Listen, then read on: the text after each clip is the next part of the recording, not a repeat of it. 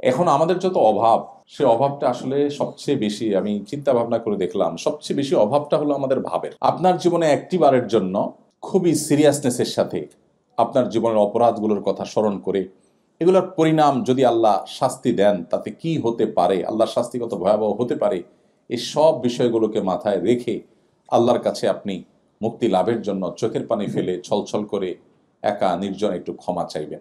আমি আল্লাহর কসম করে বলতে পারি, আপনার জীবনে যত স্বাদ, যত তৃপ্তি, যত সুখ আপনি অনুভব করবেন, বোধহয় পৃথিবীর কোনো সুস্বাদু খাবার খেয়ে সবচেয়ে আনন্দের কোনো মুহূর্তেও আপনি এতটা সুখ অনুভব করবেন না। দুর্ভাগ্য সে মানুষগুলোর যাদের আমাদের জীবনে আল্লাহর কাছে একটি বারের জন্য 40, 50, 60 বছরে মুসলিম হওয়ার পরও চোখের পানি ফেলে 2-5 মিনিটের জন্য ক্ষমা চাওয়ার সুযোগ হয়নি। কোনো পেরেশানি হলে নবী সাল্লাল্লাহু আলাইহি সাল্লাম নামাজে দাঁড়িয়ে যেতেন। মনটা ভালো লাগছে না, কোনো কারণে পেরেশানি মনে হচ্ছে, তখন বেলাল রাদিয়াল্লাহু থেকে বলতেন, বেলাল, আজান দিয়ে নামাজের ব্যবস্থা করে আমাকে একটু প্রশান্ত করো, আমার একটা সুখের ব্যবস্থা করে দাও। আর আমাদের নামাজটা বোঝা হয়ে গেছে। অনেকেই আমরা আছি, বরং বেশিরভাগ মানুষই আছি, যে শয়তান আমাদেরকে বদমেজাজ করে তোলে। আমরা অনেকে টেরও পাই না যে আমি শয়তানের কাছে ব্যবহৃত হয়ে যাচ্ছি। সবাই ভালো আছেন? আলহামদুলিল্লাহ, সুম্মা আলহামদুলিল্লাহ। অমুসলিম প্রধান দেশগুলোতে অনেক ক্ষেত্রে সুন্নাহ খুব চমৎকারভাবে তারা ফলো করে। দুর্ভাগ্য আমাদের, আমরা মুসলিমরা ফলো করি না। আপনারা এখানে দেখেন যে এরা সন্ধ্যার মধ্যে খেয়ে ফেলে, রাতে তাড়াতাড়ি তারা শুয়ে যায়, ভোরে উঠে কাজ করা শুরু করে। শুধু এরা কেন, পৃথিবীর সমস্ত অমুসলিম কান্ট্রিগুলোতে অলমোস্ট সেম কালচার প্র্যাকটিস আমরা দেখি, সেটা পূর্বে হোক কিংবা পশ্চিমে, সব দিকে একই কালচার প্রায় দেখা যায়। অথচ আমরা দেখি যে মুসলিম কান্ট্রিগুলো, যতগুলো মুসলিম দেশ আছে, অলমোস্ট সব মুসলিম কান্ট্রিগুলোতে দুর্ভাগ্যজনক বাস্তবতা যে আমরা গভীর রাত পর্যন্ত জেগে থাকি। বাংলাদেশে একটা অধঃপতন হয়েছে, আপনারা প্রবাসে আছেন দীর্ঘদিন পর্যন্ত, অনেকে হয়তো জানেন না। সে অধঃপতনটা হলো, শহর তো আগে থেকেই অধঃপতিত ছিল এই ইস্যুতে। গ্রাম এবং গ্রামীণ যে অঞ্চলগুলো, সেগুলো তুলনামূলক একটু ভালো ছিল। আনফর্চুনেটলি সেটাও শেষ হয়ে গেছে এবং ধ্বংস হয়ে গেছে। তা হলো রাতে দেরি করে ঘুমানো। এটা এখন আমাদের গ্রামীণ কালচার হয়ে গেছে। গ্রামেও মানুষ 11টা-12টায় ঘুমায় না, তারপরে ঘুমায়। আবার সকালে ভোরে সবাই ঘুমায়, একটা বদভ্যাস হয়ে গেছে। যেটা বলছিলাম যে আমাদের সুন্নার প্র্যাকটিস আপনারা এখানে দেখবেন অনেক ক্ষেত্রেই। তমন থেকে একটা হলো রাতে তাড়াতাড়ি ঘুমানো। আপনারা জানেন নবী করিম সাল্লাল্লাহু আলাইহি সাল্লাম সম্পর্কে মা আয়েশা বলেছেন, কানান নবী সাল্লাল্লাহু আলাইহি ওয়াসাল্লাম ইয়াকরাহুন নাওম ক্বাবলা আল ইশা ওয়াল হাদিস বা'দা। নবীজি এশার আগে ঘুমানো অপছন্দ করতেন, মাগরিবের পরে ঘুমানো অপছন্দ করতেন, আর এশার পরে কথাবার্তা বলা অপছন্দ করতেন। এশার পর তিনি তাড়াতাড়ি শুয়ে যেতেন। এখন গবেষকরা গবেষণা করে বলছে যে মানুষ যদি রাতের প্রথম প্রহরে ঘুমায়, তাহলে তার বডিতে যে পরিমাণ এনার্জি তৈরি হয়, যে পরিমাণ রিচার্জ হয় তার ব্যাটারি, রাতের মধ্যভাগের পরে ঘুমালে তার চাইতে অনেক গুণ কম রিচার্জ হয়। এবং একই ঘুম যখন শেষ প্রহরে রাতে ঘুমায় তখন আরও কম হয়। দিনে যখন হয় সেটা একেবারে আরও এর চাইতে বহুগুণ কমতে থাকে। তাহলে নবী করিম সাল্লাল্লাহু আলাইহি সাল্লাম যখন বলেছেন, তখন বিজ্ঞান এই আবিষ্কার, এই গবেষণার ফল আমাদেরকে দিতে পারে নাই, বা বিজ্ঞানের এই উন্নতি তখন ঘটেনি, কিন্তু সুন্নাহ তখন সাহাবীরা মেনেছেন, তার সুফল তারা পেয়েছেন।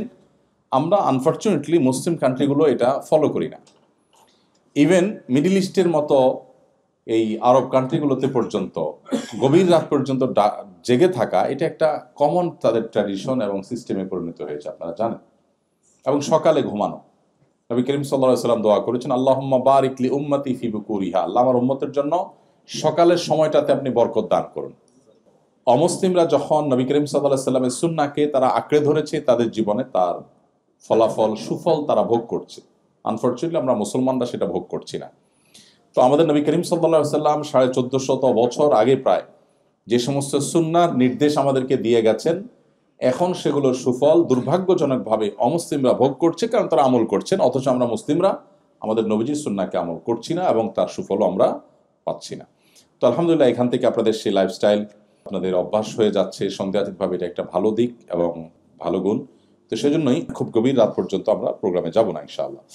আমি কোরআনে কারিমের 2-3টি আয়াতকে সামনে রেখে ইনশাআল্লাহ কিছু কথা বলতে চাই। আউযু বিল্লাহি মিনাশ শাইতানির রাজিম।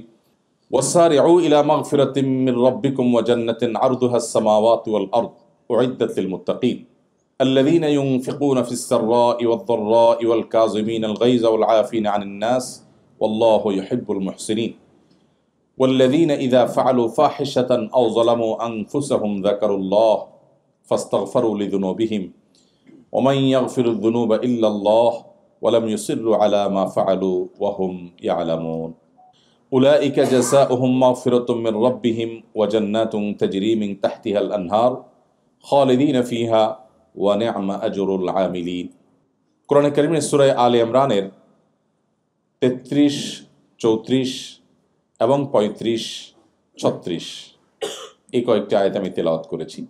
খুব সংক্ষেপে ইনশাআল্লাহ আয়াতগুলোর সামারি আপনাদের সামনে নিবেদন করার চেষ্টা করব। শুরুতেই আমরা নিয়ত করে নেই আমরা এখান থেকে কিছু আমল করার সিদ্ধান্ত কোরআন এবং হাদিস থেকে পরিষ্কার কিছু বার্তা নিয়ে তারপর যাব ইনশাআল্লাহ। আল্লাহ রাব্বুল আলামিন ইরশাদ করছেন, ওয়াসারিউ ইলা মাগফিরাতিম মির রাব্বিকুম ওয়া জান্নাতিন আরদুহাস সামাওয়াতু ওয়াল আরদ, অর্থাৎ তোমরা প্রতিযোগিতায় অবতীর্ণ হও, দৌড়াও এবং দ্রুতগতিতে অগ্রসর হও তোমাদের রবের পক্ষ থেকে দেওয়া মাগফিরাতের জন্য, এবং সে জান্নাতের আশায় যে জান্নাতের প্রস্থতা নবমণ্ডল এবং ভূমণ্ডলের প্রস্থতার মতো। উইদ্দাতিল মুত্তাকিন, যে জান্নাত মুত্তাকিদের জন্য তৈরি করা হয়েছে। এই আয়াতে পরিষ্কারভাবে আল্লাহ রাব্বুল আলামিন আমাদেরকে কম্পিটিশনের একটা সূত্র বলেছেন। আমরা প্রতিযোগিতা করব কিসে? আজকে মাগরিবের নামাজ আমি এখানে পড়িয়েছি, আপনারা অনেকেই দ্বিতীয় রাকাত আমরা সূরা তাকাসুর পড়েছি, লক্ষ্য করেছেন। সেখানে আল্লাহ রাব্বুল আলামিন বলেছেন, আলহাকুমুত তাকাসুর হাত্তা যুরতুমুল মাকাবির। মানুষকে শেষ করে দিয়েছে কিসে? তাকাসুরে। তাকাসুর কি জিনিস? অধিক উপার্জনের বা অধিক অর্জনের কম্পিটিশন, নেশা, এটা মানুষকে তোমাদেরকে শেষ করে দিয়েছে। হাত্তা যুরতুমুল মাকাবির, এই কম্পিটিশন চলতে থাকে কতক্ষণ? কবরে যাওয়া পর্যন্ত। আল্লাহু আকবার। কোরআন এমন এক মহান গ্রন্থ, দুর্ভাগ্য আমাদের, আমরা মুসলিম কজন মানুষ এখানে আছি যে হাত তুলে বুকে হাত দিয়ে বলতে পারবো আমি কোরআনের শুরু থেকে শেষ পর্যন্ত একটি বারের জন্য ভালো করে পড়েছি। আমাকে মাঝে মধ্যে বিভিন্ন পডকাস্টে যেতে হতো এক সময়, এখন যাওয়া হয় না, সুযোগ হয় না।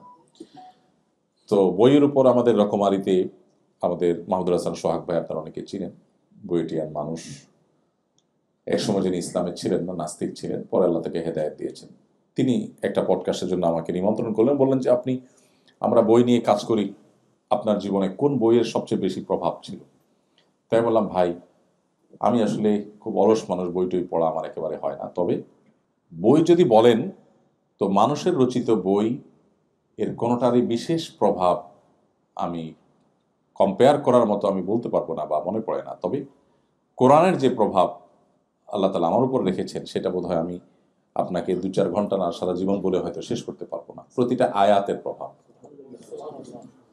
এই জন্য আমি শুরুতে আপনাদেরকে বিনীতভাবে অনুরোধ করতে চাই, আপনারা 2টি গ্রন্থ জীবনে একবার পড়বেন। নাম্বার 1, কোরআনে কারিম শুরু থেকে শেষ পর্যন্ত অর্থ সহকারে, সময় কম থাকলে শুধু অর্থই পড়লেন। কোনো আলিম, এখানে শেখ আবু হুরায়রা আছেন, আর উলামা ইকরাম যারা আছেন তাদের তত্ত্বাবধানে কোনো আয়াত অস্পষ্ট মনে হলে তাদের কাছে জিজ্ঞেস করলেন। আর আলহামদুলিল্লাহ আজকাল বাংলায়, ইংরেজিতে, বিভিন্ন ভাষায় তাফসির অ্যাভেলেবল। সুতরাং একেবারে অথেন্টিক যে তাফসির গ্রন্থ আছে সেগুলোর সহযোগিতা নিয়ে পুরো কোরআন একবার শুরু থেকে শেষ পর্যন্ত যদি আমরা পড়ি।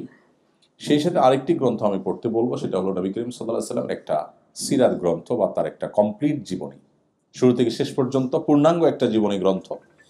এই 2টি যদি আপনি পড়ে শেষ করেন নির্মোহভাবে, আমি বিভিন্ন জায়গায় বলি, আমি আল্লাহর উপর ভরসা রেখে আপনাকে এই গ্যারান্টি দিতে পারি, আপনি নিজেকে ইমানদার হিসাবে, মুসলমান হিসাবে, অন্য এক জগতের মুসলমান হিসাবে, আপনি মুসলিম হিসাবে আপনি অনুভব করবেন।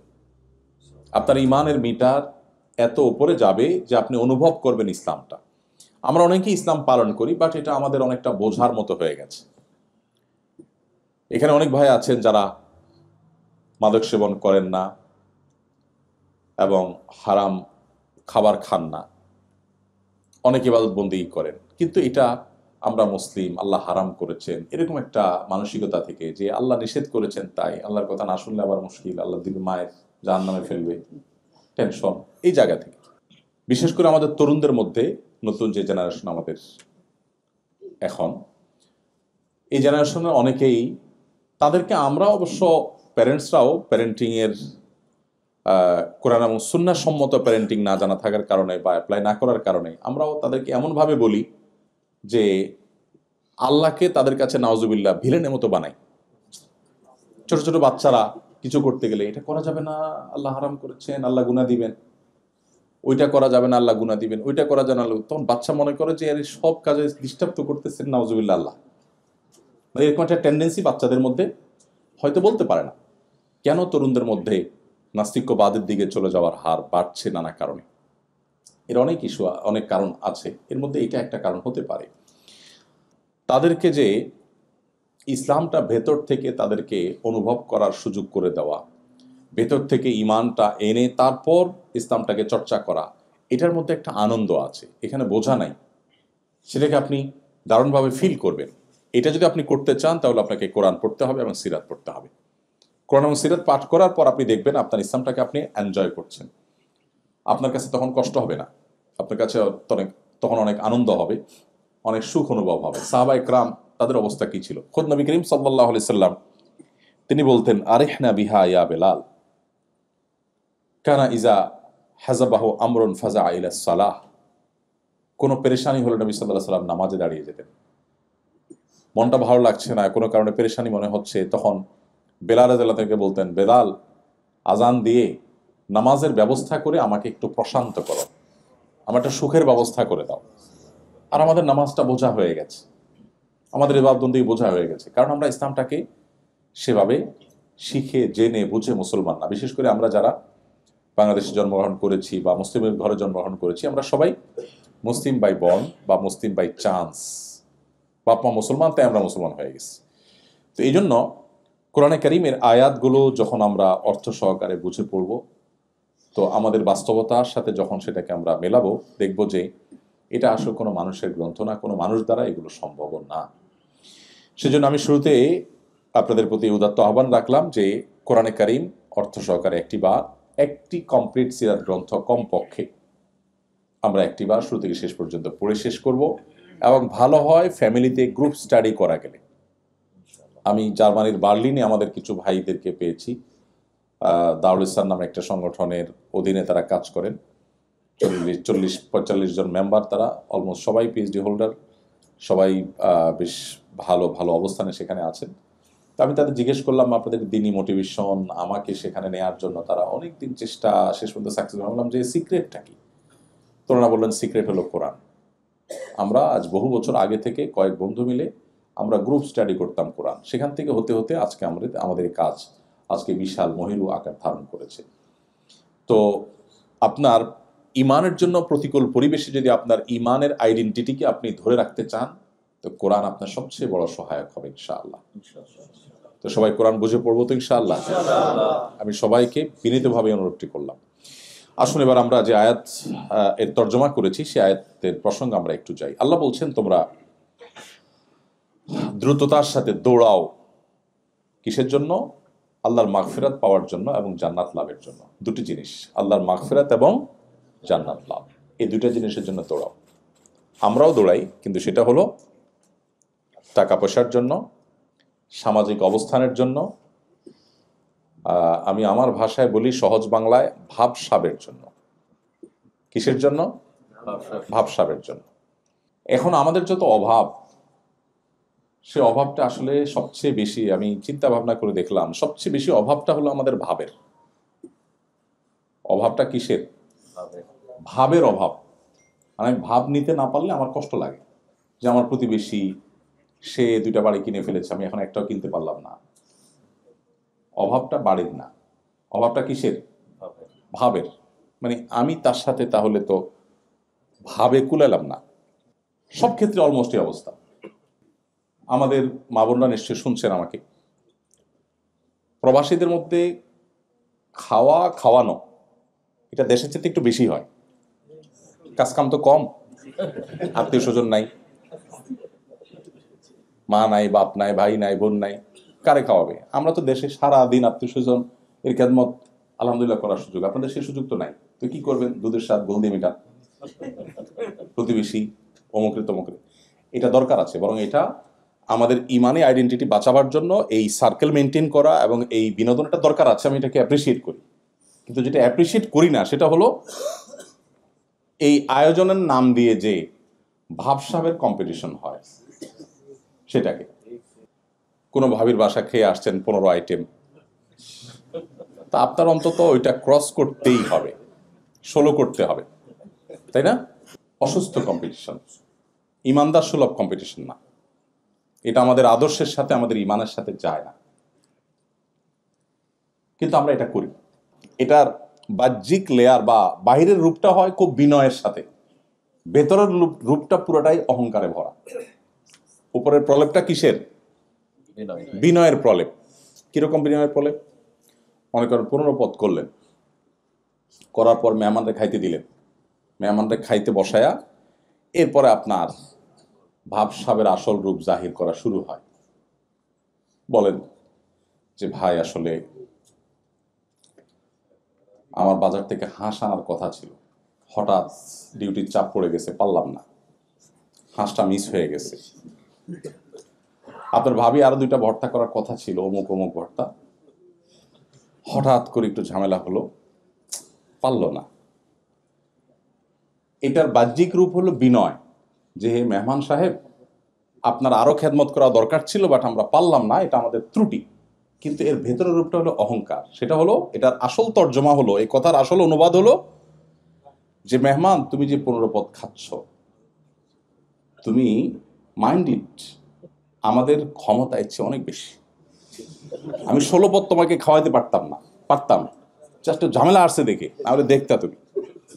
তোমার ভাবি আরো 2 পদ দিত, জাস্ট ঝামেলা আসছে জন্য পারে নাই। আমরা ইচ্ছে অনেক বেশি পারি, তুমি কি মনে করছো?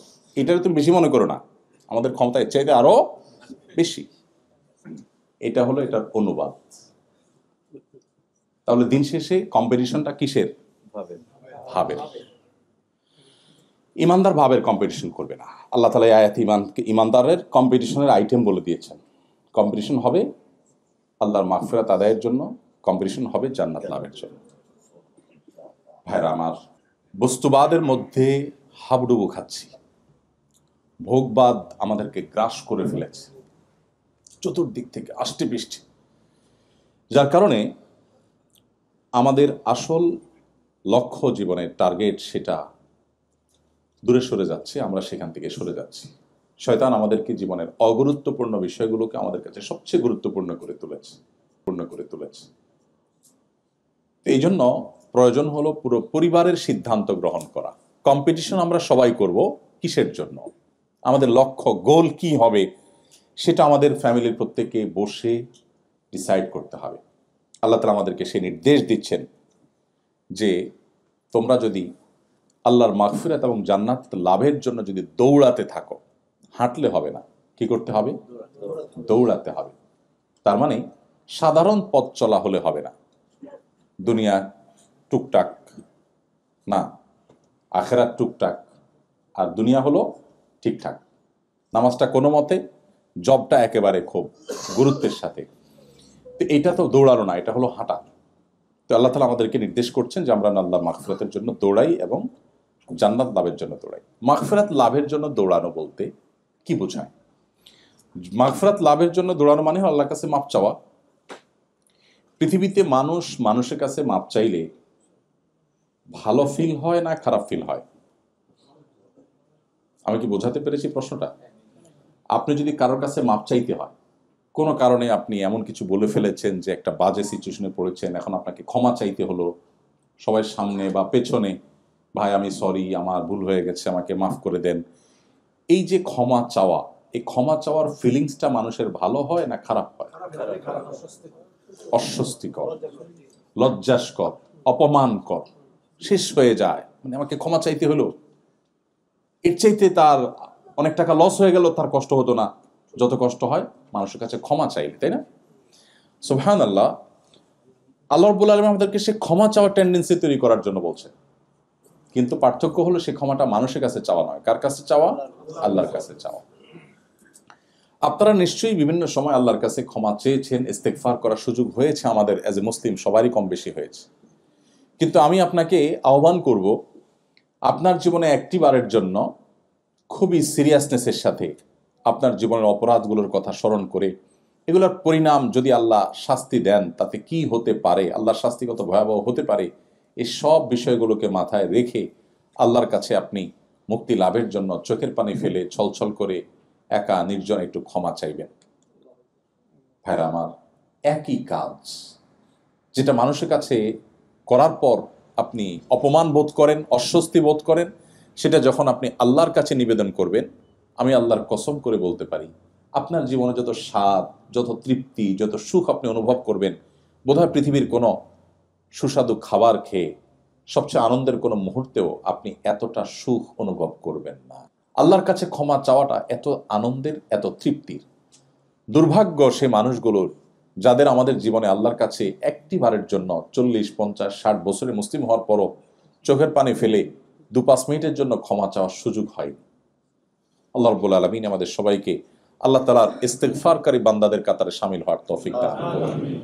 আল্লাহ তাআলা কোরআনে কারিমে বিভিন্ন জায়গায় আল্লাহ সেসব বান্দাদের প্রশংসা করেছেন, আল মুস্তাগফিরিনা বিল আসহার, যারা ভোর রাতে উঠে আল্লাহর কাছে ক্ষমা প্রার্থনা করে, চোখের পানি ফেলে, এই মানুষগুলোর প্রশংসা আল্লাহ জায়গায় জায়গায় করেছে।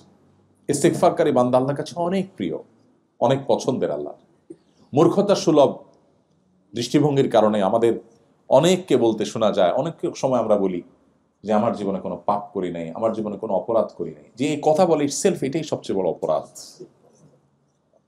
প্রতি মুহূর্তে আমাদের অজান্তে অসংখ্য গুনাহ করছি, অসংখ্য গুনাহ। তো যাই হোক, আল্লাহর কাছে মাগফিরাত লাভ, আল্লাহর কাছ থেকে এটা করার জন্য আল্লাহ আমাদেরকে দ্রুত গতিতে অগ্রসর হতে বলেছেন। এই জন্য আমরা সেই কাজটি করব। আল্লাহ আমাদের সেই তৌফিক দান করুন। প্রিয় ভাইরা আমার, মাগফিরাত এমন একটা জিনিস, ইস্তেগফার এমন একটা জিনিস, এটা মানুষের দুনিয়া এবং আখিরাতের সকল সমস্যার সমাধানের মূল সূত্র। অনেক ভাই ব্রাদার, অনেক বোনেরা আমাদের কাছে জানতে চান যে ভাই খুব বিপদে পড়ে গেলে কি করব, কোন দোয়া পড়ব। আমি বলি, নবী করিম সাল্লাল্লাহু আলাইহি ওয়াসাল্লামের হাদিসের দিকে তাকালে মানুষের জীবনের সবচেয়ে কোণঠা সময়, সবচেয়ে কঠিন পরিস্থিতিতে আল্লাহর অলৌকিক সাহায্য লাভের জন্য সবচেয়ে কার্যকর আমলের নাম হলো ইস্তেগফার করা। নবী করিম সাল্লাল্লাহু আলাইহি ওয়াসাল্লামের পরিষ্কার হাদিস রয়েছে, মান লাজিমাল ইস্তেগফার, যে ব্যক্তি ইস্তেগফারকে আঁকড়ে ধরা মানে সারাক্ষণ পড়তে থাকে, এটা ছাড়ে না, জাআলাল্লাহু মিন কুল্লি হাম্মিন ফারাজা। তো ইস্তেগফার করার নির্দেশ আল্লাহ তাআলা আমাদেরকে বারবার করেছেন। ইস্তেগফারের অর্থ বুঝে আমরা ইস্তেগফার আল্লাহ তাআলার কাছে করব। সবচেয়ে উত্তম ইস্তেগফার হলো সাইয়্যিদুল ইস্তেগফার, যেটা সকাল সন্ধ্যা এবং রাতে ঘুমানোর সময় নবী সাল্লাল্লাহু আলাইহি ওয়াসাল্লাম করতেন। আর এছাড়া যে কোনো ইস্তেগফার করতে পারি আমরা। সবচেয়ে ছোট ইস্তেগফার হলো আস্তাগফিরুল্লাহ ওয়া আতুবু ইলাইহি। আস্তাগফিরুল্লাহ, আল্লাহ আপনার কাছে আমি ক্ষমা চাই, আমি আল্লাহর কাছে ক্ষমা চাই এবং তার দিকে ধাবিত হই। তো আল্লাহ রাব্বুল আলামিন জান্নাত প্রসঙ্গে বলতে গিয়ে বলছেন, উইদ্দাত লিল মুত্তাকিন, তোমরা সেই জান্নাতের দিকেই কম্পিটিশন করতে থাকো বা দৌড়াতে থাকো, দ্রুত অগ্রসর হও, যে জান্নাত মুত্তাকিদের জন্য প্রস্তুত করা হয়েছে। ভাইরা আমার, আখিরাত প্রসঙ্গে আলোচনা আমরা খুব কম করি, আমাদের মধ্যে খুব কম হয়, যার কারণে আখিরাতের এই ঈমানের গুরুত্বপূর্ণ যে বিষয়গুলো আছে, জান্নাত, জাহান্নাম, এগুলো সম্পর্কে আমরা প্র্যাকটিসিং মুসলমানরা খুব বেশি কিছু জানি না। আমরা শরিয়ার বিধিবিধান জানি, কিন্তু জান্নাতের প্রতি ঈমান, সেই জিনিসগুলো দিন দিন আমাদের দুর্বল হয়ে যাচ্ছে। বিশেষ করে যখন বস্তুবাদী পৃথিবীতে আমরা দিন দিন আরো বেশি প্রবেশ করছি, তত বেশি আমাদের আখিরাতের প্রতি এক ধরনের উদাসীনতা বা আখিরাতকে ভুলে যাওয়ার প্রবণতা, টেন্ডেন্সি আমাদের মধ্যে বাড়ছে। তো এই জন্য এই জান্নাত প্রসঙ্গে, জাহান্নাম প্রসঙ্গে, আখিরাত প্রসঙ্গে, হাসর প্রসঙ্গে যে সমস্ত আয়াত এবং হাদিস আছে, বিশেষ গুরুত্বের সাথে আমার ইমানের নার্সিংয়ের জন্য আমাকে সেগুলো বিশেষভাবে তেলাওয়াত করতে হবে, পড়তে হবে, তাতে নতুন করে আমার ইমানের স্বাদ আমি পাবো। তো আল্লাহ রাব্বুল আলামিন মুত্তাকিদের বৈশিষ্ট্য বলতে গিয়ে বলছেন জান্নাত মুত্তাকিদের জন্য প্রস্তুত করা হয়েছে। এখানে একটা গুরুত্বপূর্ণ বার্তা আছে যে মুত্তাকিদের জন্য জান্নাত। জান্নাত কাদের জন্য? মুত্তাকিদের জন্য। মুত্তাকিদের জন্যই আল্লাহ তাআলা জান্নাত প্রস্তুত করেছেন। কোরআন সম্পর্কে আল্লাহ বলেছেন হুদাল লিল মুত্তাকিন, একেবারে শুরুর দিকে সূরা বাকারা, আলিফ লাম মিম যালিকাল কিতাব লা রাইবা ফি হুদাল লিল মুত্তাকিন। এই কোরআন গাইড করবে কাকে? মুত্তাকিকে। যে তাকে অবলম্বন করতে চায় তাকেই গাইড করবে, সবাই এখান থেকে গাইডলাইন পাবে না। আবার জান্নাত প্রসঙ্গে আল্লাহ বলতে গিয়ে বলছেন উইদ্দাতুল মুত্তাকিন, জান্নাত সেটা তৈরি করা হয়েছে যাদের জন্য। তারা কারা? মুত্তাকিরা। ইন্টারেস্টিং বিষয়, পুরো কোরআন জুড়ে আপনি দেখবেন যে আল্লাহর সমস্ত নেয়ামতগুলো সবগুলো আল্লাহ রিজার্ভ রেখেছেন যাদের জন্য, তারা হলেন মুত্তাকিরা। এবং এই মুত্তাকি হতে পারা এটা হলো ইমানদারের জীবনের সবচেয়ে বড় এবং প্রধান লক্ষ্য, যে সে মুত্তাকি হয়ে উঠবে। মুত্তাকিদের প্রায় 30 থেকে 40টি বৈশিষ্ট্য পুরো কোরআনে আলোকপাত করা হয়েছে বিভিন্ন আয়াতে, কোথাও 3টি, কোথাও 4টি, কোথাও 5টি, সবগুলো একত্র করলে প্রায় 40টির মতো বৈশিষ্ট্য হয়। এটা নিয়ে আমাদের একটা লেকচার ইউটিউবে আছে, যেখানে মুত্তাকিদের সমস্ত বৈশিষ্ট্য কোরআনে যেগুলো আলোচিত সেগুলো আমরা সেখানে একত্র করার চেষ্টা করেছি। আজকে আমরা সেগুলো করব না। এই আয়াতের পরে আল্লাহ তাআলা মুত্তাকিদের কিছু বৈশিষ্ট্য উল্লেখ করেছেন, আমরা সেগুলো যাচ্ছি। পরবর্তী দুটি আয়াত আল্লাহ সেটি বলেছেন। আল্লাহ বলেছেন আল্লাযীনা ইউনফিকুনা ফিস সাররাই ওয়াদ দাররা। মুত্তাকিদের একটা বৈশিষ্ট্য হলো যে তারা সুখে দুঃখে, যখন তাদের সুদিন থাকে তখন, যখন তাদের দুর্দিন থাকে তখন, এই উভয় সময়ে তারা আল্লাহর রাস্তায় দান করে। এটা মুত্তাকিদের একটা বৈশিষ্ট্য। আমরা অনেকেই আছি সুদিনে দান করি, আবার অনেকে আছে দুর্দিনে দান করি।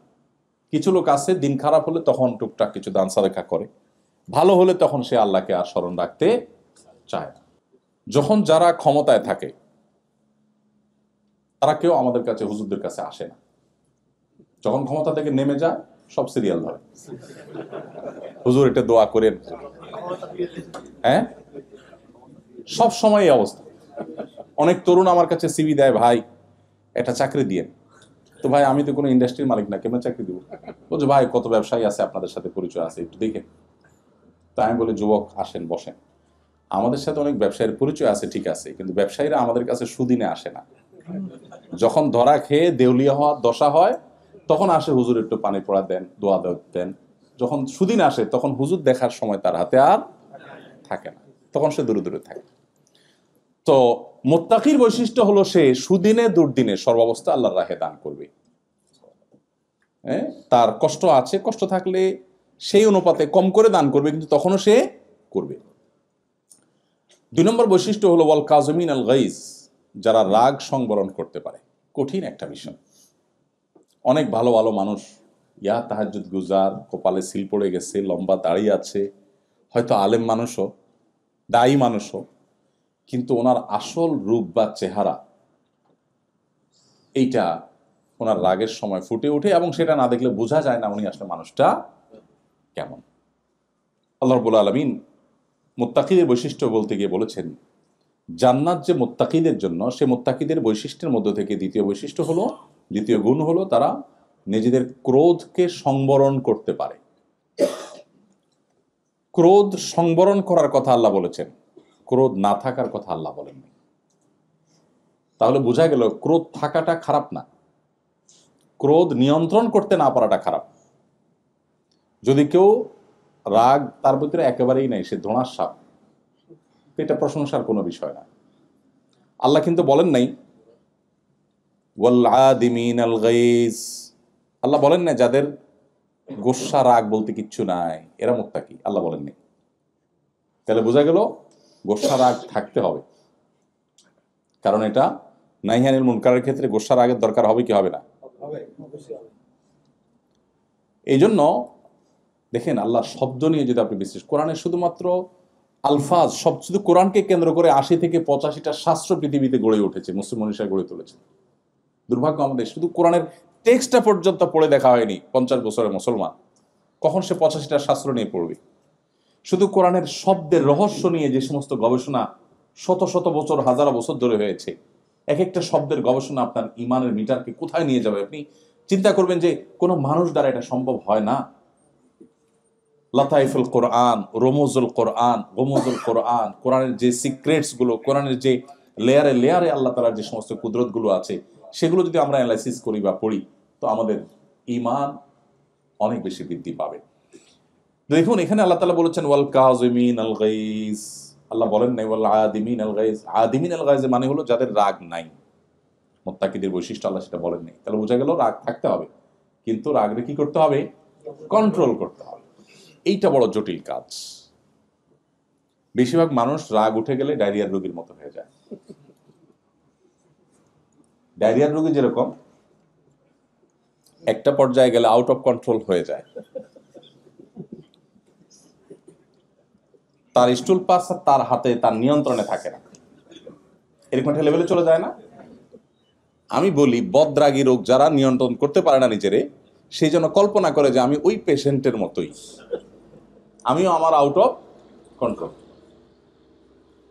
এই রোগের রোগী আমরা বেশিরভাগ মানুষ, অনেকেই আমরা আছি, বরং বেশিরভাগ মানুষই আছি যে শয়তান আমাদেরকে বদমেজাজ করে তোলে। আমরা অনেকে টেরও পাই না যে আমি শয়তানের কাছে ব্যবহৃত হয়ে যাচ্ছি। কিভাবে রাগ কন্ট্রোল করবেন? দীর্ঘ আলোচনার ব্যাপার, আমি সংক্ষেপে ছোট ছোট করে কয়েকটা পয়েন্ট বলি। নাম্বার 1, মানুষকে ক্রোধান্ধ করে দেয়, প্রচন্ড ভাবে মানুষকে রাগান্বিত করে দেয় ইবলিস। কিসে করে? ইবলিস, শয়তান। তো এই জন্য শয়তানের কাছ থেকে আল্লাহর কাছ থেকে পানা চাওয়া। যখন রাগ উঠবে, মনে হবে যে আমি এখন বোধহয় নিয়ন্ত্রণ হারিয়ে ফেলছি, আমি বোধহয় এমন কিছু বলে ফেলবো যেটাও মানে আমাকে অস্বস্তিতে ফেলবে বা আমাকে মুখ ছোট করে দিবে, তখন আল্লাহর কাছে শয়তান থেকে পানা চাওয়া, আউযু বিল্লাহি মিনাশ শাইতানির রাজিম পাঠ করা। এক ব্যক্তি নবী করিম সাল্লাল্লাহু আলাইহি সাল্লামের সামনে খুব রাগান্বিত হয়ে কাঁপছিল, থরথর করে, এরকম একটা পরিস্থিতি যখন তৈরি হয়েছে, নবীজি সাল্লাল্লাহু আলাইহি সাল্লাম তখন আরেকজনকে শুনিয়ে শুনিয়ে বলছেন, ওই ব্যক্তিকে না, আরেকজনকে বলছেন, এই যে লোকটা অনেক রাগান্বিত হয়ে পড়েছে, আমি একটি বাক্য জানি যে বাক্যটি সে পাঠ করলে আল্লাহ তাআলা তার রাগকে কন্ট্রোল করে দিবেন, সেটা হলো আউযু বিল্লাহি মিনাশ শাইতানির রাজিম পাঠ করা। এটা কিন্তু ওই ব্যক্তিকে শুনায় তিনি বললেন। তার দাওয়ার হিকমা দেখেন। নবী যদি ডাইরেক্ট তাকে বলতেন, এই ভাই মাথা গরম করছে কেন, আউযু বিল্লাহ পড়ো, হয়তো লোকটা ডিনাই করে বসতো রাগের আতিশয্যে, নবীজির মুখের উপর ডিনাই করার কারণে বেঈমান হয়ে যেতে পারত। এই জন্য নবী সাল্লাল্লাহু আলাইহি ওয়াসাল্লাম তার ট্রিটমেন্ট দেওয়ার জন্য, সে যেন শুনতে পায়, এভাবে আরেকজনের সাথে জিনিসটা আলাপ করেছেন। পারপাস সার্ভ হয়ে যাবে, কিন্তু তার কোনো বাজে রিঅ্যাক্টের আশঙ্কা থাকবে না। আমরা যে নবীর উম্মত, তার দাওয়াতে কত হিকমা ছিল, কত কৌশল ছিল, কত প্রাজ্ঞতা ছিল, কত বিচক্ষণতা ছিল।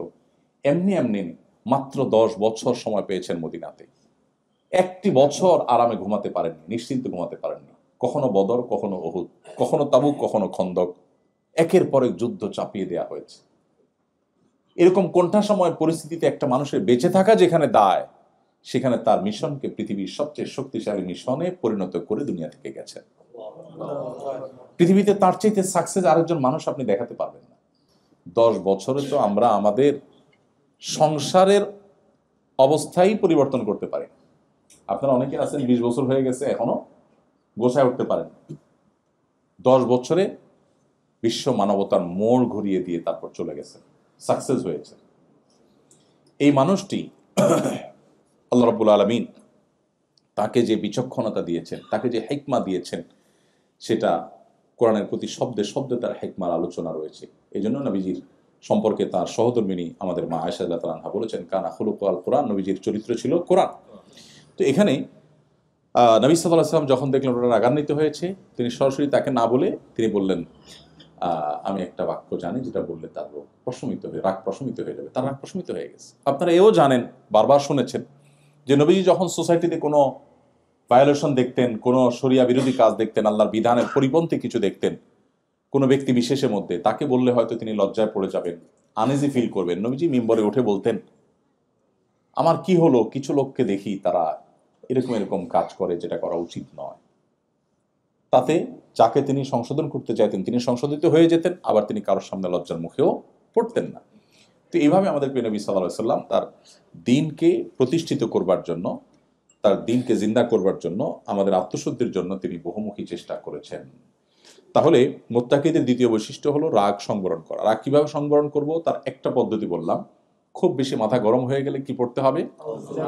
আউযু বিল্লাহি মিনাশ শাইতানির রাজিম।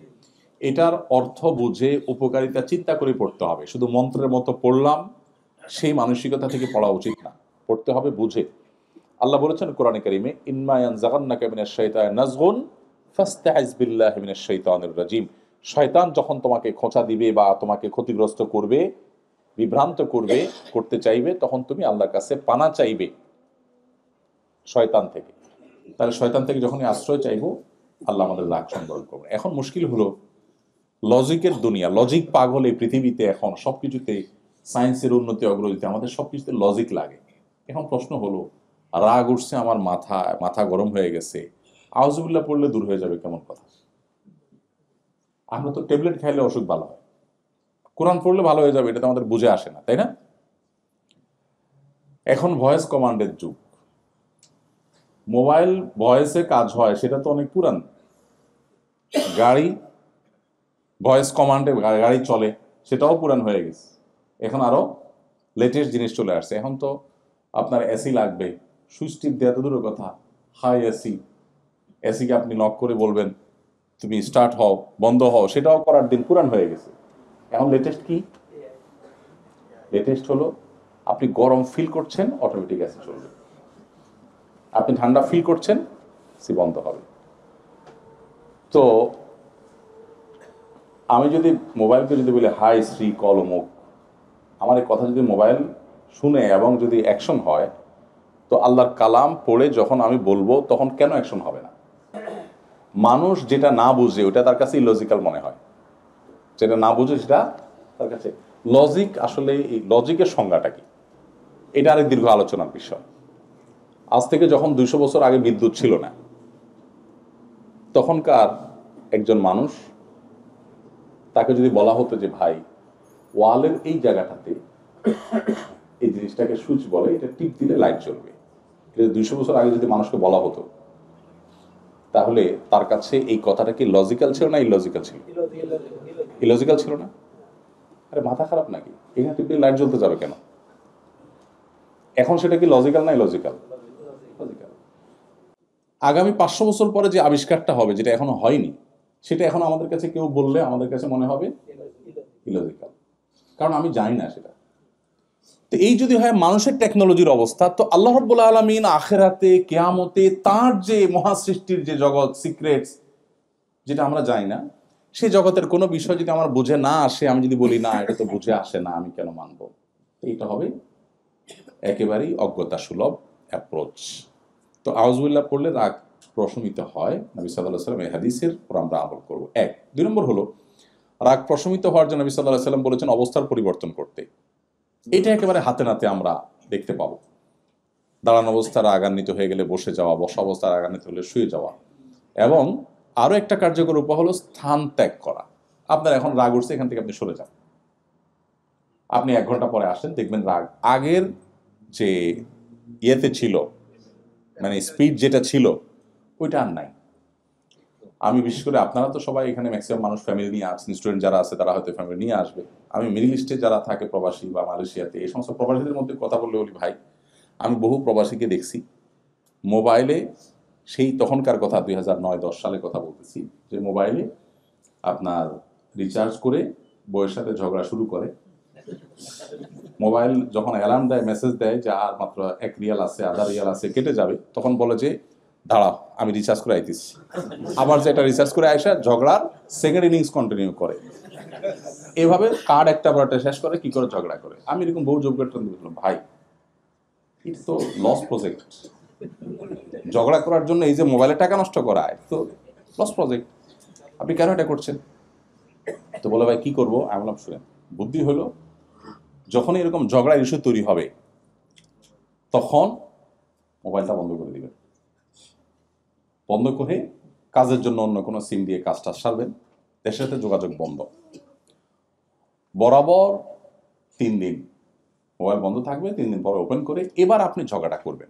ঝগড়া আপনি আমি করতে নিষেধ করছি না, ঝগড়া আপনি মাস্ট করেন, কিন্তু সেটা 3 দিন অফ রাখার পরে যদি আপনি করেন, আপনাকে আমি গ্যারান্টি দিতে পারি আপনার 10 রিয়ালের মোবাইল কার্ড 2 রিয়ালে দেখবেন কাজ হয়ে গেছে। কারণ আপনার রাগ তখন অলরেডি কমে একেবারে লেভেলে চলে আসছে, ওইদিকে তাদেরও রাগটা কমে একটা লেভেলে চলে আসছে। এখন যেটা হবে সেটা হলে একেবারে ফিনিশিং কথা, আচ্ছা যা হয়েছে এখন বলো কি করা যায়, এখন হবে ফিনিশিং এর আলাপ। এই যে ফাও বকছেন, এগুলো বকেও আপনি ওই জায়গায় যাবেন লাস্টে, যে জায়গায় আপনি যাবেন 20 রিয়াল 50 রিয়াল খরচ করে, ওইটা আপনাকে আমি 2 রিয়াল খরচ করে যাওয়ার রাস্তা বলে দিচ্ছি। ঠিক নবী সাল্লাল্লাহু আলাইহি ওয়াসাল্লাম এই অ্যাপ্রোচটাই আমাদেরকে অবলম্বন করতে বলেছেন। যখন রাগ হবে তুমি অবস্থার পরিবর্তন করো, পজিশন চেঞ্জ করো। পজিশন চেঞ্জ করলে দেখবেন আপনার মেন্টালিটির মধ্যে পরিবর্তন চলে আসছে। নাম্বার 3, নবী করিম সাল্লাল্লাহু আলাইহি ওয়াসাল্লাম আমাদেরকে শিখিয়েছেন অজু, রাগ হলে অজু করার কথা। রাগ হলে আমাদের শরীর গরম হয়ে যাওয়ার সময় যখন আমরা অজু করি তখন শয়তান আমাদের মধ্যে বদরাগটা সৃষ্টি করে, তখন মানুষের রাগ প্রশমিত হয়ে যায়, একটা লেভেলে চলে আসে। বদরাগ মানুষকে ধ্বংসের দ্বার প্রান্তে নিয়ে যায়। এই জন্য মুত্তাকিদের বৈশিষ্ট্য হলো সে রাগ সংবরণকারী হতে হবে। আমাদের অনেক বোনরা আছেন, অনেক ভাইরা আছেন, রাগ উঠলে মাথা ঠিক থাকে না, এবং নিজের বদরাগকে আবার সার্টিফাই করার জন্য ওইটাকে এমনভাবে আমরা উপস্থাপন করি মনে হয় এটা বিশাল বড় একটা গুণ। পোলাপান দেখবেন এখন সব ক্রেজি, ছোট্ট পোলাপান সব কি ক্রেজি। আমরা আমাদের শৈশবের কথা মনে পড়ে, গ্রামে গঞ্জে যারা বড় হয়েছি আমরা মাটিতে পড়ে থাকতাম, খেলাধুলা করতাম জাস্ট ধোঁড়ার সাপের মতো, 10টা খোঁচা দিলেও জিদ উঠতো না। আর এখন পোলাপানরে কিচ্ছু বলার আগেই ফুসফুস করে ওঠে, তাই না? বাসায় বাপের বন্ধু আসছে, আঙ্কেল আসছে, ও পিস্তল নিয়ে দাঁড়ায় আছে। অ্যাপ্রোচটা এরকম। এর অনেক কারণ আছে অবশ্য, সাইকোলজিক্যালি তারা চেঞ্জ হয়েছে, নানা কারণ আছে, বদরাগী হয়ে যাচ্ছে। এখন বাপ মা যে সে অনেক সময় গর্ব করে অনেক রাগ, এই অনেক রাগ বলার যে স্টাইল, অনেক রাগ যে আমার ছেলেটার বা আমার মেয়েটার পিচ্চিটার, এটা বলার যে স্টাইল, সেই স্টাইলটা কি এটা যেন সে প্রাউড ফিল করছে, মানে মনে হয় যে তার বাচ্চা পিএইচডি করছে। আরে ভাই, আপনার বাচ্চা অনেক রাগী মানে সে পেশেন্ট, আপনি ডিজাস্টারের মধ্যে আছেন, আপনি ছোট মুখে বলবেন ভাই সরি বাচ্চাটা খুব সরি, আপনি যেভাবে বলছেন অনেক রাগ, মনে হচ্ছে আপনি প্রাউড ফিল করছেন, মানে রোগকে আপনি অ্যাপ্রিসিয়েট করছেন, এমন একটা ব্যাপার। আর নিজের রাগকেও মানুষ এভাবে অ্যাপ্রিসিয়েট করে, ম্যাক্সিমাম মানুষ জানেই না সে নিজে একজন অসুস্থ মানুষ, তার ট্রিটমেন্ট দরকার। সে বলার সময় এমনভাবে বলে ভাই আমার উল্টাপাল্টা দেখলে মাথা ঠিক থাকে না ভাই। অ্যাপ্রোচটা হলো যে আমি দুনিয়ার সবচেয়ে ভালো মানুষ, আমি কোনো অন্যায় সহ্য করি না, তো ঠান্ডা মাথা সব আকাঙ্ক্ষা নিজে করে যাচ্ছে, কিন্তু আরেকজন উল্টাপাল্টা দেখলে তার মাথা গরম হয়ে যায়, নিজেরটা সে খুব ঠান্ডা মাথায় কন্টিনিউ করে যায়। তো মুহাম্মদ সাল্লাল্লাহু আলাইহি সাল্লাম এসেছেন মানুষকে আত্মশুদ্ধির পথে নেওয়ার জন্য। আপনি কি দেখবেন না একজন সাহাবী দেখবেন না যারা ইসলাম গ্রহণ করার আগে সামান্য একটু ওটের পানি খাওয়াকে কেন্দ্র করে যুগ যুগ ধরে যুদ্ধ চালিয়ে গেছে, সেই সভ্যতার সেই সমাজের মানুষগুলো জাস্ট ইসলামের ছায়াতলে আসার কারণে কি হয়েছে আল্লাহ কোরআনে উল্লেখ করেছেন, ইয কুনতুম আ'দাআ ফাআল্লাফা বাইনা কুলুবিকুম। তোমরা স্মরণ করো সেই সময়ের কথা যে তোমরা পরস্পর শত্রু ছিলে, কিন্তু ইসলাম তোমাদেরকে এমন একটা জায়গায় এনেছে এখন তোমরা সম্প্রীতির বন্ধনে আবদ্ধ হয়ে গেছো। আউস এবং খাজরাজ এরকম বিবাদমান দুটি পক্ষ এক প্লেটে বসে খানা খেয়েছে, যেটা তারা কল্পনাও করেনি। নবী সাল্লাল্লাহু আলাইহি সাল্লামের সান্নিধ্য, তিনি মানুষকে মানুষ হিসেবে গড়ে তুলেছেন, এবং সেজন্যই কোরআন দেখেন প্রতিটা শব্দে শব্দে আমাদেরকে সেই পথে পথে নির্দেশ করেছে। এই জন্য নবী সাল্লাল্লাহু আলাইহি সাল্লাম রাগ সংবরণ করার জন্য আমাদেরকে অজুর পরামর্শ দিয়েছে। অজু করলে রাগ কি হবে? প্রশমিত হবে।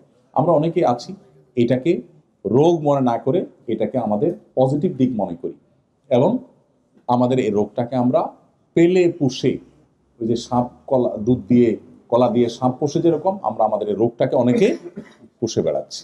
আল্লাহ আমাদের রাগগুলোকে সংবরণ করার তৌফিক দান করুন। বদমেজাজ, বদরাগী, যাদের রাগ কন্ট্রোলে থাকে না, সে যত বড় নামাজি হোক, যত রোজাদার হোক, সে মুত্তাকি হতে পারে না। এবার চিন্তা করুন, আমরা অনেক নামাজি মানুষ আটকা পড়ে যাব, অনেক তাহাজ্জুদ গুজার মানুষ আটকা পড়ে যাব না? এই জন্য ভাই আল্লাহর জন্য বিনম্র হয়ে যেতে হবে। রাগ করে ফেলেছি কারোর সাথে, মাপ চাইতে কোনো দ্বিধা করা যাবে না। আমি আমার একটা ব্যক্তিগত প্র্যাকটিসের কথা আপনাদের সঙ্গে শেয়ার করি, আপনাদের হয়তো উপকারে আসবে। কখনো পারিবারিকভাবে হয়তো বাবার সামনে মায়ের সামনে একটু জোরে কথা বলা হয়ে গেছে, হয়তো আমার ছেলে মেয়েরা ছিল, হয়তো স্ত্রী ছিলেন, হয়তো পারিবারিক একান্ত গুরুত্বপূর্ণ কোনো ডিসিশন মেক করতে গিয়ে হয়েছে। যদি আমি ফিল করি যে আমার আওয়াজটা একটু জোরে হয়ে গেছে, বাবা মার সাথে বেয়াদবি হয়ে গেছে, তখন আমি আর দেরি করি না। ফিল হওয়ার সাথে সাথে ওই স্ত্রীর সামনে, ওই ছেলে মেয়ের সামনেই বাবা মার কাছে যতটুকু সম্ভব নিজেকে মাটির সাথে মিশিয়ে ক্ষমা চেয়ে সেটাকে লেটা চুকানো, যে আমি তাদের সামনে যদি আমি জোরে কথা বলে থাকি তাহলে তাদের সামনেই আমার নিজেকে শাসন করতে হবে, আত্মশাসন করতে হবে, তাহলে আমার নফস দ্বিতীয়বার এ ধরনের অ্যাপ্রোচ করতে সে ভাববে। তো এই জন্য ভাই, মুত্তাকিদের এই বৈশিষ্ট্যটা অর্জন করা অনেক কঠিন। আমি জানি প্রথম যেটা বলেছি সুখে দুঃখে দান করা, এটা অনেকে আমরা হয়তো করতে পারবো, কিন্তু সেকেন্ড পয়েন্টটা এটা এত ইজি না। এই জন্য আল্লাহর কাছে সাহায্য চাইতে হয়। আল্লাহ, আপনি আমার বদরাগ, আমার ক্রোধকে আপনি নিয়ন্ত্রণ করে দিন, আমাকে সবর করার তৌফিক দান করুন। আস-সবরু জাযাউহু আল জান্নাহ, সবরের বিনিময় হলো জান্নাত। একটা আমল আছে যে আমলের বিনিময়ে আল্লাহ তাআলা ব্ল্যাঙ্ক চেক দিবেন কিয়ামতের দিন। অন্য কোনো আমলের বিনিময়ে ব্ল্যাঙ্ক চেক নেই, সব আমলের বিনিময় ফিক্সড। আপনি সাদাকা করবেন, বিনিময় পাবেন, কত গুণ পাবেন সেটাও কোরআন বলে দিয়েছে। 700 গুণ পর্যন্ত আল্লাহ সাদাকার বিনিময় বাড়াবেন। এরকম অনেক আমল আছে যেগুলো আল্লাহ আপনাকে নির্দিষ্ট পরিমাণ দিবেন। একটা আমল আছে যে আমলের ক্ষেত্রে আল্লাহ তাআলা বলেছেন যে তিনি ব্ল্যাঙ্ক চেক টাইপের বিনিময় দিবেন, অর্থাৎ কোনো ফিগার নাই। ইন্নামা ইউওয়াফাস সাবিরুনা আজরাহুম বিগাইরি হিসাব। আল্লাহ বলেছেন ইন্নামা ইউওয়াফাস সাবিরুনা আজরাহুম বিগাইরি হিসাব, সবরকারীদেরকে আল্লাহ তাআলা বিনিময় দিবেন হিসেব ছাড়া। এই জন্য ভাই সবর করার চেষ্টা করবো তো ইনশাআল্লাহ। আমাদের বদমেজাজ, বদরাগ এগুলো কন্ট্রোল করার আপ্রাণ চেষ্টা আমরা করবো ইনশাআল্লাহ। এর বাইরেও রাগ নিয়ন্ত্রণের জন্য নবী সাল্লাল্লাহু আলাইহি ওয়াসাল্লামের আরো অনেকগুলো বাতানো আমল আছে, আমরা সেদিকে যাচ্ছি না। তাহলে দ্বিতীয় পয়েন্ট হলো, মুত্তাকিদের দ্বিতীয় বৈশিষ্ট্য হলো যে তারা রাগ সংবরণকারী হবে। নাম্বার 3, ওয়াল আফিনা আনিন নাস, মুত্তাকিদের তৃতীয় বৈশিষ্ট্য হলো তারা মানুষকে ক্ষমা করবে। মানুষকে কি করতে জানে? ক্ষমা করতে জানে। এটাও আমরা অনেকে করতে পারি না। ইগো আমাদের এসে বাধা দেয় যে কিভাবে আমি এটা মাফ করব, ভুলতে পারি না। এই যে মানুষকে ক্ষমা করতে না পারা, এটা অনেক খারাপ একটা গুণ, যেটা আমরা অনেক নামাজি কালামী মানুষও খেয়াল করি না। মানুষকে ক্ষমা করে দিতে হবে, কারোর প্রতি কোনো দুঃখ বেদনা রাখা যাবে না। এই গুণটা যে যত বেশি অর্জন করবে সে আল্লাহর কাছে তত বেশি মুত্তাকি হতে পারবে ইনশাআল্লাহ। আল্লাহ আমাদেরকে তৌফিক দান করুন। আমরা অনেক সময় চিন্তা করি যে এত বড় অপরাধ করেছে, তাকে আমি মাফ করব কিভাবে। কোন এক সালাফ ওযু করছিলেন, তার দাস, কাজের লোক পানি ঢেলে দিচ্ছিলেন। তো সে যুগের পানির পাত্র পিতলের বা ভারী কোনো পদার্থের, লোহা, এই সমস্ত পদার্থেরই হতো, অনেক ভারী, অনেক উপর থেকে রাখা ছিল, হাতে পড়ছে, অনেক ব্যথা পেয়েছে, পড়ে গেছে। তখন তিনি রাগান্বিত হলেন। তার রাগ দেখে তিনি বলছিলেন, তুমি একই ভুল বারবার করো, কতবার তোমাকে ক্ষমা করো। তখন দাস বলছিলেন, এই যে আয়াত, ওয়াল আফিনা আনিন নাস, যারা মানুষকে ক্ষমা করতে জানে তারা মুত্তাকি হয়, তাদেরকে আল্লাহ জান্নাত দিবেন। এটা বলার সাথে সাথে উনি বললেন, যাও আমি তোমাকে মাফ করে দিলাম। আমরা হলে কি বলতাম বলেন তো? কাজের লোক ভুল করছে, ভুল করার পরে যখন আপনার মেজাজ গরম হয়েছে, এখন বকা দিবেন, আপনি মাত্র রেডি হচ্ছেন, এটা সে টের পাওয়ার পরে যদি আপনাকে আয়াত শোনায় ওয়াল আফিনা আনিন নাস, আপনি কি বলবেন? বলবেন যে তুমি আমাকে ওয়াজ করতে আসছো না, আয়াত বলার জায়গা পাও না। হ্যাঁ, দেখেন আমাদের পূর্বসূরীরা, আমরা যাদের সন্তান, তারা আল্লাহর নির্দেশ আসার পর আর কিচ্ছু চিন্তা করতেন না, আমার ক্ষমা দরকার আল্লাহর কাছ থেকে, এতটা ব্যাকুল এবং মরিয়া ছিলেন তারা। এরপর আল্লাহ শেষ শব্দে বলেছেন আল্লাহু ইউহিব্বুল মুহসিন, আল্লাহ ইহসানকারীদেরকে ভালোবাসেন। ওই সালাফ যার ঘটনা বলছি, তিনি যখন ওযু করার পর, এটা একেবারে তাবেঈ যুগের ঘটনা, একদম সোনার যুগের ঘটনা, তিনি যখন ওযু করার পর যখন ব্যথা পেলেন এবং কাজের লোক কৃতদাস যখন বলল যে আল্লাহ ক্ষমাশীলদের পছন্দ করেন, তিনি বললেন, ঠিক আছে, তোমার প্রতি আমার কোনো দুঃখ, আমি ক্ষমা করে দিলাম। পরে সে আবার পরের বাক্য উচ্চারণ করেছে, সেটা কি? আল্লাহ তাআলা মুহসিনদেরকে ভালোবাসে, যে অন্যের প্রতি অনুগ্রহ করে তাকে আল্লাহ ভালোবাসেন। এখন সে করছে অন্যায় করে ক্ষমা তো পাইছে, এবার আয়াতের পরের অংশ আবার শুনে দিছে যে আল্লাহ কিন্তু অনুগ্রহকারীকে ভালোবাসেন। তার মানে এখন তুমি আমার অনুগ্রহ করো। তো উনি বললেন, যাও, তোমাকে আমি মুক্ত করে দিলাম। এগুলো রূপকথার গল্প নয়, এগুলো হাদিস, কোরআনের তাফসির বর্ণিত ঘটনা। আমরা তাদের সন্তান, তাদের উত্তরসূরি আমরা, যাদের কাছে কোরআনের আয়াতের নির্দেশ আসার পর তারা ডান বাম ভাবতেন না। সে যুগে একটা কৃতদাস আজাদ করা, মুক্ত করা, আর এ যুগে একটা মার্সিডিজ গাড়ি কাউকে হাদিয়া করা অলমোস্ট এক জিনিস। এত দামি অ্যাসেট ছিল সে যুগে, এটা দান করে দিলেন, চাইলে বিক্রি করতে পারতেন। কেন?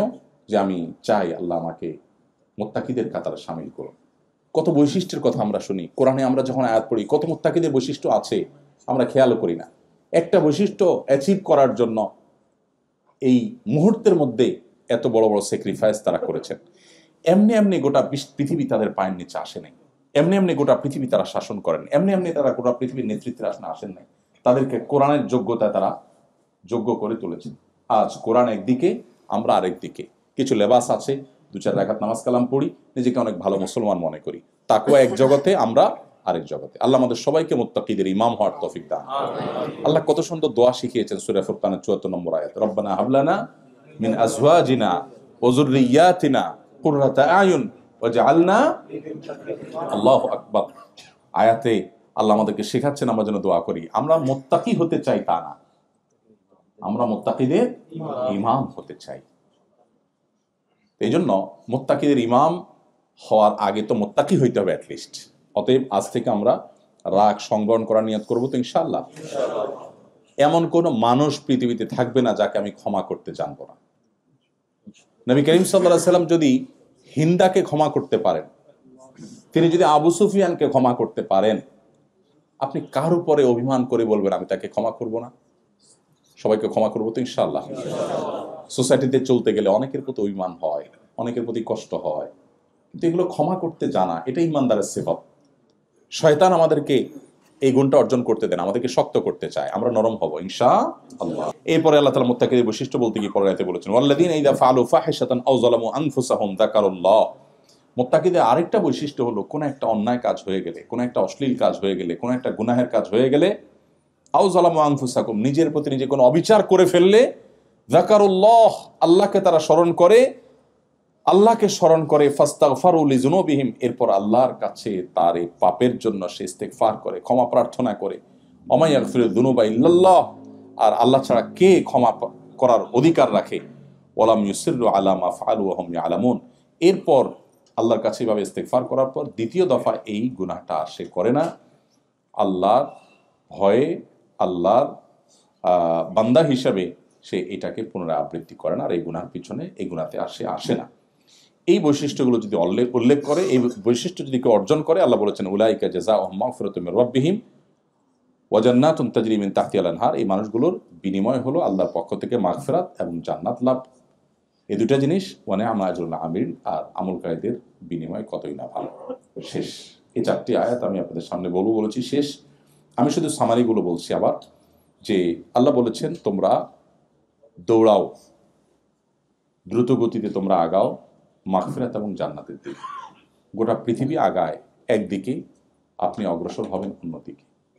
কারণ পৃথিবীর বস্তুবাদী মানুষগুলো তারা জীবনের একটা লেভেল পর্যন্ত দেখে। আল্লাহ আপনাকে ইমানদার করেছে, আপনার দৃষ্টি আরো অনেক গভীরে, আপনি জান্নাত পর্যন্ত দেখেন, তারা এতদূর দেখে না। সো তারা দেখে মৃত্যু পর্যন্ত। এইটুকু কিভাবে ভালো থাকবে সেজন্য হাজারটা আয়োজন তাদের। আপনার এত আয়োজন এখানে নাই, তাতে আপনার দুঃখ নেই, কারণ আপনার তো দৃষ্টি আরো অনেক দূরে। সো এইটুকু আপনার ভালো গেল কি খারাপ গেল এটা অনেক বড় ম্যাটার করে না। আপনার দেখার বিষয় হলো আমি সেখানে কতটা ভালো থাকলাম। সেজন্য আল্লাহ আমাদেরকে বলেছেন আরো দূরদৃষ্টি আমাদের যেন হয়।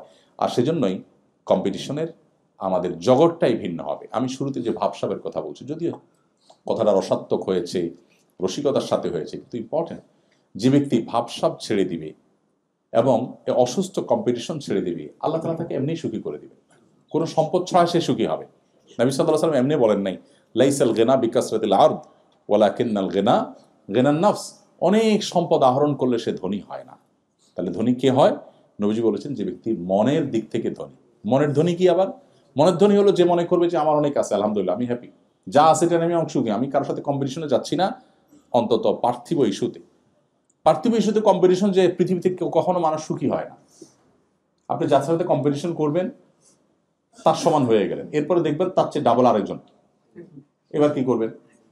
আমি গতকালকে গল্পচ্ছলে বলছিলাম, আমাদের এক ভাই টাঙ্গাইল বাড়ি, সৌদি আরবে ড্রাইভিং প্রফেশনে কাজ করেন, একজন সাধারণ মানুষ, কিন্তু একটা অসাধারণ কথা বলেছেন। উনি বলেছেন যে আমার বাবা আমাকে বলল যে বাবা, আমাদের পাশের জমিটা বিক্রি হবে, জানি তোমার বেতন কম, ড্রাইভিং প্রফেশনে কাজ করো, মিডল ইস্টে অল্প টাকা পাও, কিন্তু বাবা পাশের জমিটা না নিলে তো হয় না, এটা নিতে হবে। আরেকজন এসে নিয়ে ফেললে কেমন হয় নিজের পাশের জমি? তো উনি বললেন যে ভাই, আমাকে বললেন যে ভাই, আমি আব্বাকে বললাম যে আব্বা, কষ্ট করে ধার দেনা করে পাশের জমি এটা নিলাম, তুমি টেনশন করিও না, কিন্তু পাশ তো শেষ হবে না বাবা, জমির তো আরো 3টা পাশ আছে। এক পাশের জমি আমি নিলাম, নিলে পাশ আরো 3টা থাকবে।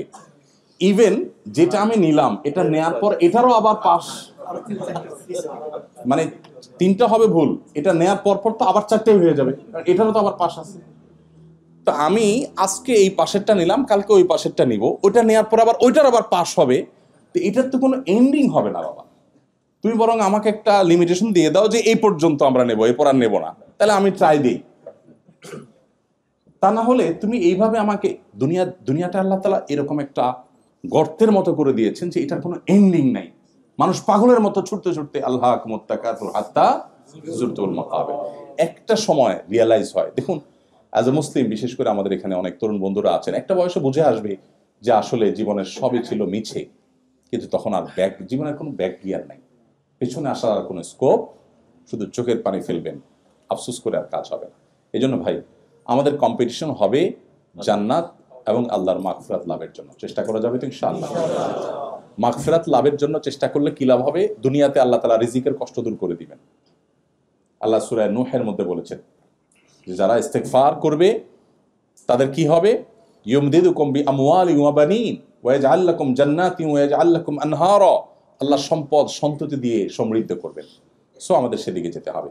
সেই সাথে যখন আমরা কিছু গুণ অর্জন করব তখন সে জান্নাতের উপযোগী হতে পারবো, মুত্তাকি হতে পারবো। কি গুণগুলো? নাম্বার 1, সুখে দুঃখে সর্বাবস্থা আল্লাহ রাহে দান করা। নাম্বার 2, নিজের রাগকে সংবরণ করা, যেখানে সেখানে যে কোনো মাত্রা রাগ ছেড়ে না দেওয়া, যেখানে যতটুকু প্রয়োজন ততটুকু রাগের শুধু যথাযথ প্রয়োগ করা।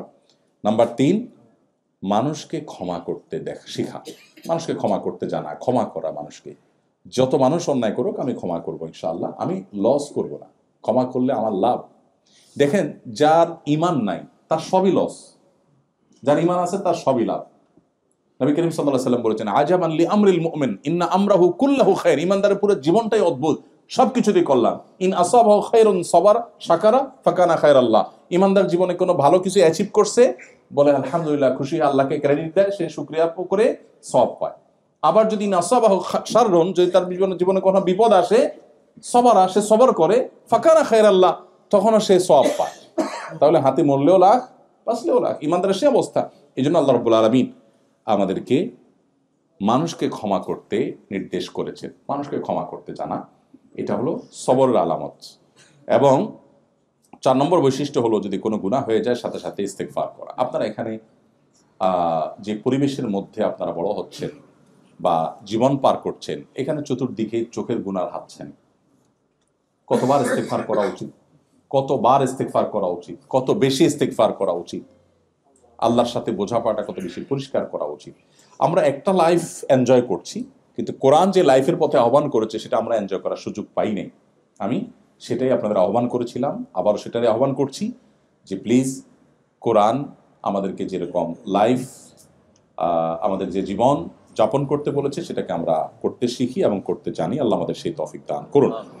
ঈমানদারদের বা মুত্তাকিদের যে বৈশিষ্ট্য, এই বৈশিষ্ট্যগুলো আমরা অর্জন করার চেষ্টা করব এবং কোরআনকে আমরা বুঝে পড়ার চেষ্টা করব। নবী সাল্লাল্লাহু আলাইহি ওয়াসাল্লামের সিরাতের আলোকে আমাদের জীবনকে আমরা সাজাবার চেষ্টা করব, আলোকিত করার চেষ্টা করব। আল্লাহ আমাদেরকে সেই তৌফিক দান করুন। আস-সুন্নাহ ফাউন্ডেশন, উম্মার স্বার্থে সুন্নাহর সাথে।